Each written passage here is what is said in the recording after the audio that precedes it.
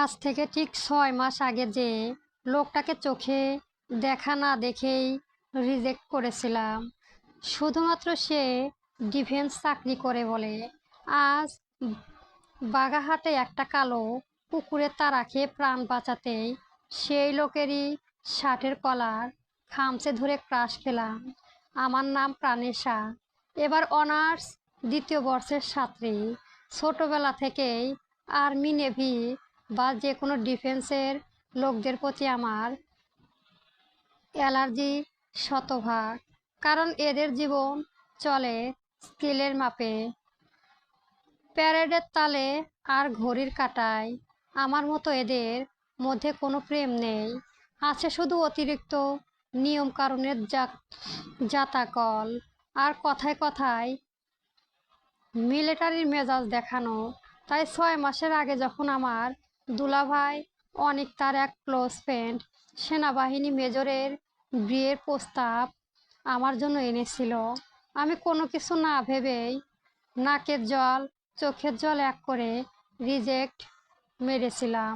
বলেছিলাম, দুলাভাই, কোনো মিলিটারি রোবটের সাথে আমার সংসার করা আমার দ্বারা জীবনেও হবে না। আমি স্বাধীনতার চেনা মেয়ে, ওদের এই প্যারেড মার্কা লাইফ আমার সহ্য হয় না। এই ছিল আমার পরিষ্কার জবাব। কিন্তু ভাগ্য যে নেপথ্য বসে মিটিমিটি করে হাসছিল আমার উপর, আমি কি জানতাম সেই ঘটনার ঠিক 6 মাস পর গতকালই আপু আমার ধরে বেঁধে নিজেদের সঙ্গে ট্যুরে সাজেকে নিয়ে এলো। আমার অবাক পাহাড় পছন্দ কিনা, তবে আশা হয়নি এর আগে কখনো। এবারই প্রথম। সাজেকের পথটা নেশা পড়ার মতো সুন্দর, রোমাঞ্চকর।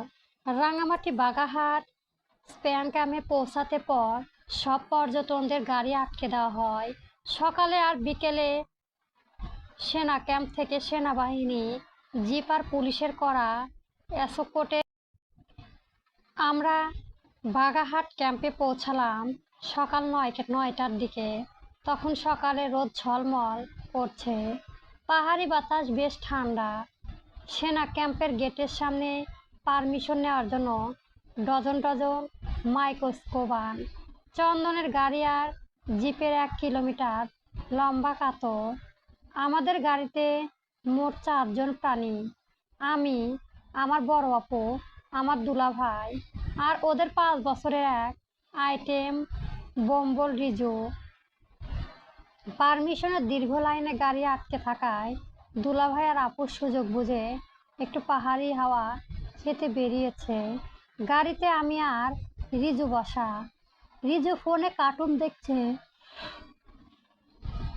আমি বারবার ফেসবুকে লগ ইন করার বৃথা চেষ্টা করছি। বিধির বাম এখানে নেটওয়ার্কের টিকিটাও নেই।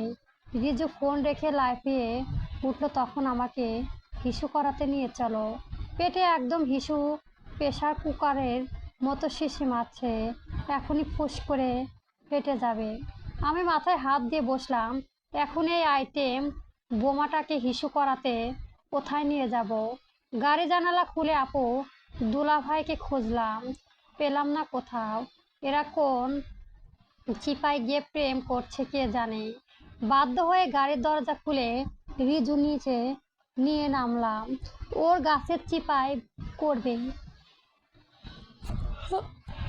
আমি আঙুল উঠিয়ে ঝোপ দেখালাম। রিজু নাক ছিটকে বলল, অত দ্রুত যেতে পারবো না, আমার ভয় করে।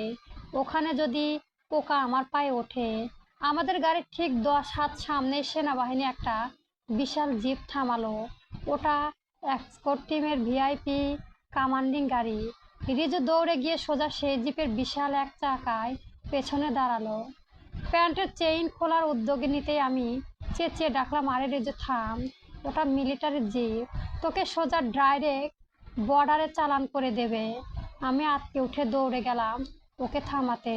সেই মুহূর্তেই বিধাতা বোধহয় আমার জীবনে কমেডি শোয়ের ভলিউমের লাফে 100তে তুলে দিলেন। ঝোপের আড়াল থেকে একটা লালচে কালো বিশালাকার পাহাড়ি কুকুর ঘেউ করে আমার দিকে তেড়ে এলো। পাহাড়ি কুকুরগুলোর সাইজ এমনিতেও বাঘের মতো, তার উপর ওটা মুখ দিয়ে ফেনা ধরছে। দৌড়ে গলি পাল্টালো আমার। আমি আল্লাহ আল্লাহ বলে এলোমেলো ছুটলাম। আতঙ্কে ডানে বামে না দেখে দৌড়াতে লাগলাম। মিলিটারি জিপটা দরজার সাথে পিঠ ঠেকিয়ে দাঁড়িয়েছিল। 6 ফুট লম্বা, চওড়া কাঁধের, চোখে কালো আভিয়েট সানগ্লাস পরা এক দুধর্ষণ সেনা অফিসার। আমি সোজা গিয়ে আছড়ে পড়লাম ওনার পিঠের উপর। শুধু আছড়ে পড়েই ক্ষান্ত হয়নি, আত্মরক্ষার তাগিদে ওনার নিখুঁত ইস্ত্রি করা জলপাই রঙের সামরিক শার্টের পেছনে কলারটা খামচে ধরলাম। আমার পলিশট করা নখ ডাবিয়ে দিলাম ওনার শ্যামলাবর্ণ ঘামের উপরিভাগে। হেই হর্দা গম্ভীর গমগমে গজরে কেঁপে উঠল পাহাড়ি বাতাসে। আশেপাশে মানুষ রীতিমতো থ হয়ে তাকিয়ে আছে সেই দিকে। অফিসারটি ঝটকা মেরে সোজা হয়ে দাঁড়ালো। কুকুরটার দিকে তাকিয়ে মিলিটারি স্টাইল একটা গর্জ দিলেন, সেট আপ। হায়রে মিলিটারির পাওয়ার! ওই বিশালাকার পাহাড়ি কুকুরটাও বোধহয় মেজরের করা কমান্ডো বুঝতে পারল। থমকে দাঁড়িয়ে লেজ গুটিয়ে এক দৌড়ে পাহাড়ের ঢাল বেয়ে চাপটো দিল। কুকুরটা পালাতেই আমি ওনার পিঠ থেকে ছিটকে জোরে সরে দাঁড়ালাম। লজ্জায় তখনও চোখ দুটো মিটিমিটি করে বন্ধ আমার। অফিসারটি ধীরে সুস্থে ঘুরে দাঁড়ালেন এবার। চোখে কালো আভিয়েট সানগ্লাসে এক আঙুল নিচে নামিয়ে আমার দিকে তাকালেন। এবার আমি খেয়াল করলাম খাড়া নাক, ধারালো পারফেক্ট লাইট আর চাবুকের মতো তীক্ষ্ণ সেই চোখ দুটো। ওনার গা থেকে কেমন মিন্ট এর সুবাস আসছে। প্রচণ্ড অপছন্দ করা ফেভারিটটাও হুট করে পছন্দ হয়ে গেল আমার। রোদে পোড়া তামাটে পুরুষালীর চেহারা দেখে আমার স্পন্দন এক লাফে ডাবল থেকে ট্রিপলস হয়ে ছুটল। হায় আল্লাহ, ডিফেন্সের লোক এত হট আর ড্যাশিং হয়? 6 মাস আগে এই ক্যাটাগরি লোককেই আমি না দেখে রিজেক্ট মেরেছিলাম। এতে তো সোজা কোনো হলিউড বা অ্যাকশন ড্রামা হিরো। আমি তো প্রথম দেখাতেই একদম শেষ। আমি হাঁ করে মেজরের মুখের দিকেই তাকিয়ে আছি। তিনি ভ্রু দুটি অসম্ভব কুঁচকে বলেন, মিস, আপনার কি মনে হয় আমার শার্টটা কোনো ঝুলন্ত হ্যান্ডেল, নাকি পাহাড়ের ব্যালেন্স পাওয়ার জন্য সেনাবাহিনী অফিসারদের কলার ছাড়া অন্য কিছুই চোখে পড়েনি? আমার চোখের পলক নড়ল। আমি লজ্জায় মিউরে এলাম, ভাষা খুঁজে পেলাম না বলার জন্য। থমথমে খেয়ে তোতলাতে লাগলাম। মানে ক ক কুকুরটা খুব ভয় পেয়েছিলাম। ওই মুহূর্তে বাতাসে ভেসে এলো অনবরত ঝরঝর আওয়াজ। আমরা দুজনে চমকে উঠে চোখ নামিয়ে নিচে তাকালাম। রিজু পরম সুখানুভূতিতে চোখ বন্ধ করে জিপের একদম ফ্রন্ট রাইট চাকার ওপর নির্দ্বিধায় মূত্র বিসর্জন করছে। কাজ শেষ করে প্যান্টের চেইন টানতে টানতে নিষ্পাপ মুখে বানিয়ে আমাকে উদ্দেশ্য করে বলল, মাম্মা, আমার পোষা কুকুর খালি, ট্যাঙ্ক ফুল ডান। রিজুকে আমি মাম্মা বলা শিখিয়েছি। খুব আদুরে আদুরে লাগে ওর মুখ থেকে এই ডাকটা শুনতে। কলিজা জুড়িয়ে আসে। তবে এই মুহূর্তে এসে হঠাৎই জুড়িয়ে আসা কলিজাটা ছ্যাদ করে উঠল আমার। অফিসারটি ভ্রু যোগল প্রসারিত করে চাইলে আমার দিকে। উপর নিচ কি যেন দেখলেন। আমি অপ্রস্তুত হয়ে পড়লাম সেই চাহনিতে। উনি কি দেখছেন এমন করে? অবিশ্বাস্য। আপনার বাচ্চা কি টয়লেট ট্রেনিংয়ে নেই, নাকি আপনি স্পেশালি ট্রেনিং দিয়ে পাঠিয়েছেন সেনাবাহিনীর ডিআইপি গাড়ির চাকায় পিচ করানোর জন্য, আর নিজে এসেছেন অন্যের শার্টের কলার ফাড়ার চ্যাম্পিয়নকে গোল্ড মেডেল জিততে? আসলে ছোট মানুষ তো। কোনো রকমে বললাম আমি। আমার আলু থালু অবস্থা, চেয়েও শব্দ বেরোচ্ছে না মুখ দিয়ে। আমার অবস্থা দেখে অফিসারটি দীর্ঘশ্বাস ফেলল। ওনার মুখে ফুটে উঠল চরম তাচ্ছিল্য এক বাঁকা হাসি। তিনি গম্ভীর স্বরে সরাসরি প্রশ্ন ছুড়ল, বাচ্চা ছোট বলেই তো আপনাকে বলছি। তা আপনার এই আনডিসিপ্লিন ছেলের বাবা কই? তাকে কি একটু দয়া করে সামনে ডেকে আনা যায়? নাকি বাচ্চা এই লেভেলের আল্ট্রাসাউন্ড অভিভক্ত আপনি একাই সামলান। কথাটা শুনে আমার মাথা ঘুরে গেল। আমি গোল গোল চেয়ে বললাম, মানে কিসের ছেলে বাবা? আমি চমকে চোখ কপালে তুললাম। বুঝলাম লোকটা বোধহয় আমাকেই রিজুর মা ভেবে বলেছে। তিনি সানগ্লাসটা সবার চোখে চড়িয়ে শক্ত কণ্ঠে বললেন, অফকোর্স আপনার হাজবেন্ড, যে নিজের ছেলেকে আমার গাড়ির চাকায় পিস করাতে ছেড়ে দিয়ে আপনাকে আমার জামা ছিঁড়াতে পাঠিয়েছে। হেয়ার ইজ ইয়োর হাজবেন্ড, ডাকুন উনাকে। মনে মনে আমার কথা হাত, উনি কি রিজুকে আমার ছেলে ভাবছে, এর জন্য বুঝি এভাবে দেখছেন। তখন দুলাভাই আর আপু ঠান্ডা পানির গ্লাস নিয়ে এগিয়ে এলেন। তখন দুলাভাই দূর থেকে মেজরের দিকে তাকিয়ে চিৎকার করে উঠল, আরে আরশাদ, তুই এখানে? এখানে তোর ডিউটি নাকি আজ? এতক্ষণে লোকটার বুকে নেম প্লেটের চোখ পড়ল আমার লেখা মেজর আশরাফ। দুলাভাইকে দেখে ওনার মুখের রুক্ষভাব কিছুটা নরম হলো। অনেক, তুই তুই এই স্পটে যাচ্ছিস নাকি? হারে, ফ্যামিলি নিয়ে সাদেক যাচ্ছি।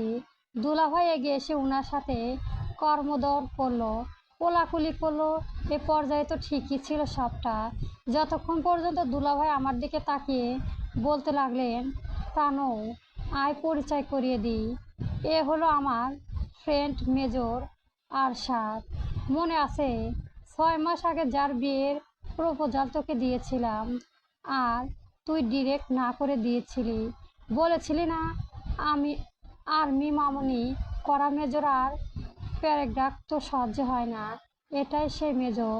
দুলাভাই হাসতে হাসতে বলল, তবে হাসি উবড়ে গেল আমার মুখ থেকে। সাইক্লোন ধেয়ে এসে আমার মাথায়। আমি মনে মনে দুলাভাইকে অন্তত 100টা গালি দিলাম। ইস দুলাভাই, তোমার মুখে কি কোনো ডিজিটাল লক নাই? এই কথাটা কি এখনই বলার ছিল? সেই দিন কেন একটা ছবি দেখালে না উনার? বেয়াক্কেল মার্কা বেডা। এখন তোমার এই ফ্রেন্ডের ওপর যে আমি মাত্রই 100 ওয়াটারের হাই ভোল্টার ক্রাশ খেলাম, সেটা কি তুমি তোমার এই ছানি পড়া চোখে দেখতে পাচ্ছ না? উনি কথার ফাঁকে ফাঁকে আমার দিকে আর চোখে তাকাচ্ছিলেন। কথা শেষে উনি একটু এগিয়ে এসে পকেটে হাত পুরে দাঁড়িয়ে বললেন, ও তাহলে ইনি তিনি, যিনি ডিফেন্সেরদের এত অপছন্দ করেন। আমার খুব করে বলতে মন চাইলো, আপনায় আমি দেখিনি। বিশ্বাস করুন, দেখলে এই ভুল জীবনেও করতাম না। আমি লজ্জায় একদম তন্দুরি চিকেনের মতো মাটির দিকে তাকিয়ে রইলাম। মুখে কোনো বাক্য ফুটছে না। আমার ইচ্ছে করছিল মাটিতে একটা গর্ত করে ঢুকে পড়ি। রিজু আবার মাঝখান থেকে ফোড়ন কেটে বলল, চাচ্চু, তুমি কি আমার মামাকে বিয়ে করবে? মামাকে বিয়ে করো না। মামা একদম ভালো রাঁধতে জানে না। মাম্মার হাতের নুডলস খেলে তোমার ডায়রিয়া হয়ে যাবে। আমার হয়েছিল 2 দিন আগে। আশরাফ এবার আর নিজেকে সামলাতে পারলেন না। তিনি হো হো করে অট্টহাসিতে হেসে উঠলেন। ওনার সেই মুক্তঝরা গম্ভীর হাসি দেখে আমার কলিজাটা থরথর করে কেঁপে উঠল। পাশ থেকে আপু চোখ রাঙিয়ে মুখ চেপে ধরল রিজুর। এই রিজুকে কি এমনিতেই আমি আইটেম বোম বলি? এর মুখে এক একটা লাগাছাড়া কথা তার থেকে দ্বিগুণ বেগে চলে। মেজর আমার দিকে সামান্য ঝুঁকে একদম ধীরে সুস্থে নিচু স্বরে বলল, বাই দ্য ওয়ে, আমি নুডলস খাই না। এরপর সব উঁচিয়ে রিজুকে বলল, তোমার মাম্মা আমাকে আগেই রিজেক্ট করেছে চ্যাম্প। আমার মতো ডিফেন্সের সাথে ওনার মতো স্বাধীনতা চেনা রমণীর দ্বারা হবে না, তাই না? কথাটা বলেই তিনি টান টান হয়ে দাঁড়ালেন। দুলাভাইয়ের সাথে আরও কিছু টুকটাক কথা বলে বিদায় নিলেন। জিপে গিয়ে উঠে বসলেন। ইঞ্জিন স্টার্ট হতেই তিনি জিপের জানালা দিয়ে মাথা বের করে একগাল হেসে বলেন, সাজেকে কিন্তু আমিও পুরো 3 দিন থাকবো মিস রিজেক্ট। আশা করি এই 3 দিনে আর আমার জিপের চাকায় হিসুবা আমার শার্টের ফাড়া কোনো ঘটনা ঘটবে না। Have a safe journey. কালো জিপটা বাগাইহাটের ধুলোবালি ওড়াতে ওড়াতে এসকোটের একদম সামনে গিয়ে প্রধান নেতৃত্ব দেওয়ার জন্য দাঁড়ালো।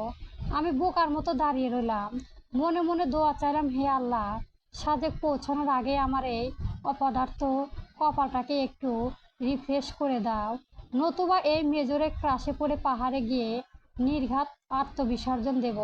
গল্পটি কেমন হয়েছে অবশ্যই জানাবেন এবং পরবর্তী গল্প পেতে আমার চ্যানেলটি সবার আগে সাবস্ক্রাইব করে রাখবেন। গল্প এখানে আমরা দুজন। অবশ্যই গল্পটি আপনাদের ভালো লাগবে। সূচনা পর্ব।